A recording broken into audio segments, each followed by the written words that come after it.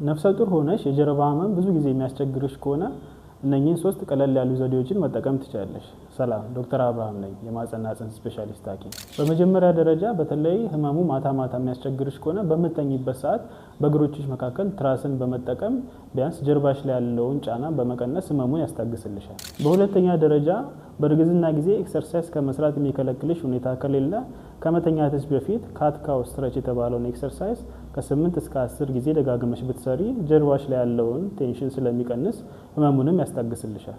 በሶስተኛ ደረጃ ህመም በሚሰማሽ ቦታ ላይ ሞቅ ያለ ነገር ከ10 እስከ 15 ደቂቃ ብትይዥበት ወይንም ደግሞ ሞቅ ያለ ሻወር ብትወስጂበት ሰውነትሽን ዘና ስለሚያደርገው ህመሙን ያስታግስልሻል። ከዚህ በተጨማሪ ማድረግ የሚኖሩብሽ ጥንቃቄዎች የምታደርጊያቸው ጫማዎች በጣም ከፍ ያለ ሂል ባይኖረውና በተቻለ ደግሞ መጠን መካከለኛ ተረከዝ ከፍታ ያለው ቢሆን ይመከራል። ሙሉ በሙሉ ፍላት የሆነም ጫማ የጀርባ ህመም ሊያባብስ ስለሚችል እሱም አይመከርም።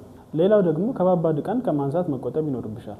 ወይንም ደግሞ ከመሬት ዕቃን ስታነሺ ጀርባሽን ቀጥ አድርገሽ ከእግርሽ ብቻ በመታጠፍ ማንሳት ይኖርብሻል። ይህንን ቪዲዮ ይጠቅማቸዋል ለምትሏቸው ሰዎች ሼር አድርጉ። ጥያቄዎችና ሌሎች እንዲሰሩላችሁ የምትፈልጓቸውን ቪዲዮዎች ኮመንት ላይ ያሳውቁን።